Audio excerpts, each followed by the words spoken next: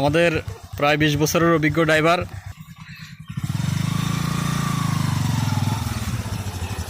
যদিও এটি একটি টুরিস্ট এলাকা, কিন্তু রাস্তাঘাটের তেমন কোনো উন্নয়ন নাই।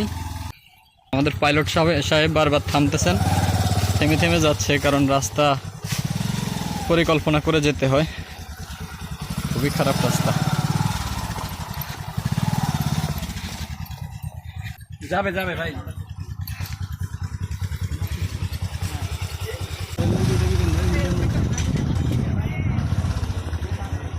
যাওয়া যেত না।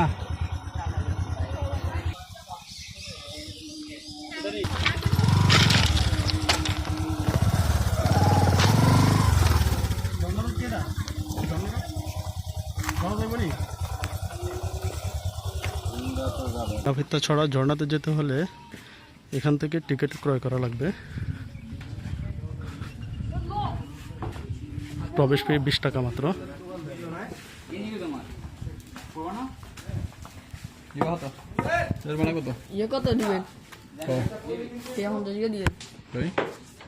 আবার ফেরত দিলে কত দিবা? হ্যাঁ ভাইয়া, ফেরত দিলে কত দিবা? দুজন। হ্যাঁ, আমরা যাচ্ছি এখন নাপিতা ছড়া ঝর্ণাতে। আমাদের সাথেই থাকুন, কিছুক্ষণ পরেই আমরা ঝর্ণার কাছাকাছি চলে যাব। আমরা মেইন রোড থেকে প্রায় 30 মিনিটের মতো লাগবে ঝর্ণার কাছাকাছি যেতে। আপনি ঝর্ণার কাছাকাছি যেতে হলে এই প্রাকৃতিক দৃশ্যগুলি আপনি দেখতে পাবেন। এই যে দেখুন,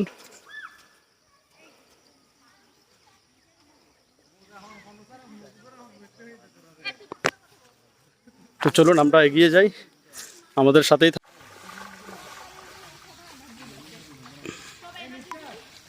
ভাই আর কতক্ষণ লাগবো? আধা ঘন্টা লাগবে। এখান থেকে দেখা শুরু। আঁকা বাঁকা পথ দিয়ে আমরা হেঁটে যাচ্ছি ঝর্ণার দিকে। যদি ভরপুর পানি থাকতো তাহলে এরকম কলা গাছের নৌকা দিয়ে আপনারা পার হতে পারতেন, কিন্তু পানি একেবারেই কম, তার জন্য হেঁটে যাওয়া হচ্ছে। এই ভয়ঙ্কর রাস্তা দিয়ে আপনাদেরকে যেতে হবে।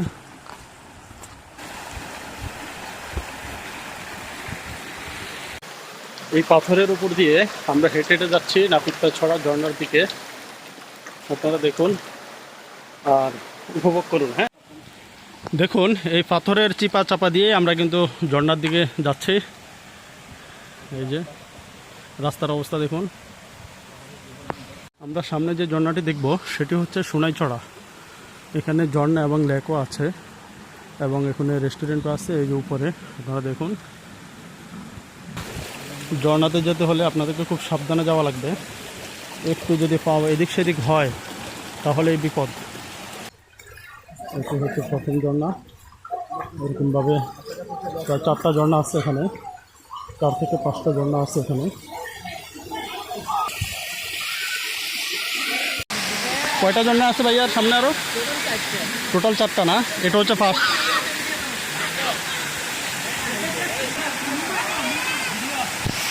আমরা ঝর্ণা একটা দেখে আর উপর দিকে উঠতেছি।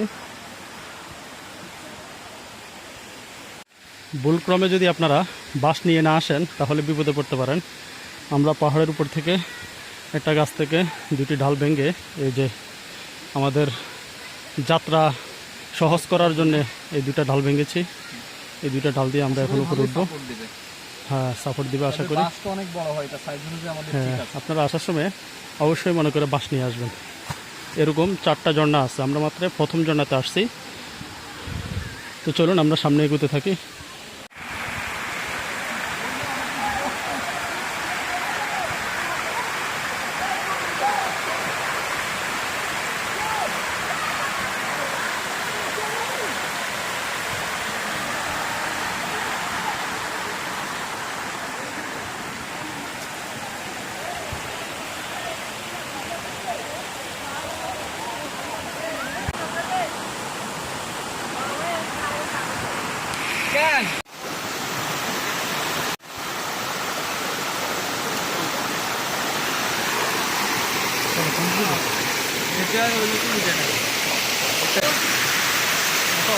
এখানে কি কোনো দুর্ঘটনা আছে নাকি ভাইয়া? এখানে না আমাদের তো এখানে কোনো দুর্ঘটনা আছে নাকি, জানো কি না? কি হয়েছে? এটা অনেক এটা 70 ফিট গভীর।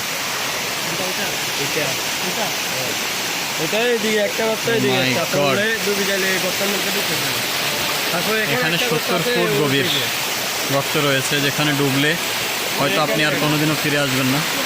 পানির স্রোতের কারণে কোন কূপে গিয়ে আটকা পড়বেন নিজেও বুঝতে পারবেন না। কূপটি অনেক বিপজ্জনক, লেখা আছে 70 ফুট গভীর এই চেষ্টা। এখানে যদি আপনারা নামেন, যদি দুইটা গর্ত আছে, একটা ডান দিকে একটা ডান দিকে যাতে এগিয়ে দিলে কিন্তু সব একেবারেই চিরতরে হারিয়ে ফেলেন।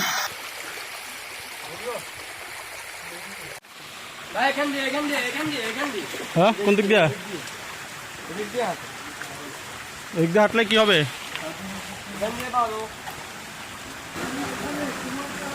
আমাদের ট্রেকিং চলতেছে নাফিতা ছড়া ঝর্ণা।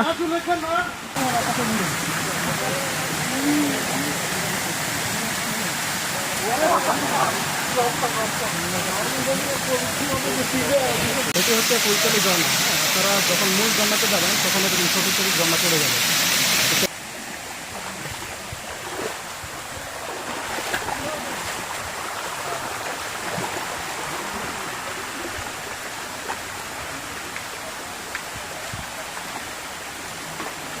এখানে আপনারা দেখতে পাচ্ছেন পিকনিক করতেছে, রান্নাবান্নার কাজ চলতেছে।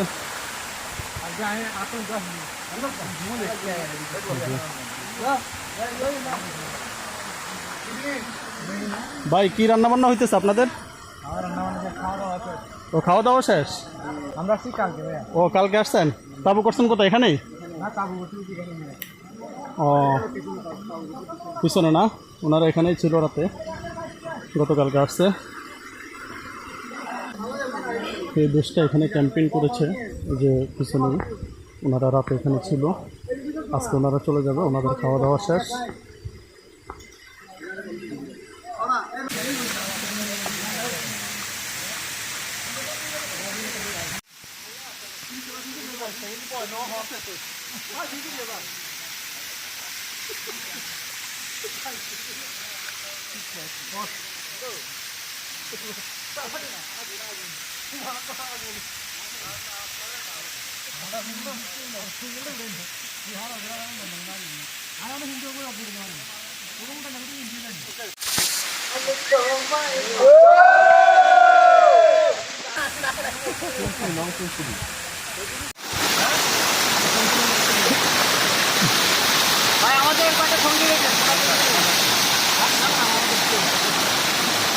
এই ঝর্ণাটা অনেক ডেঞ্জারাস, কূপটা।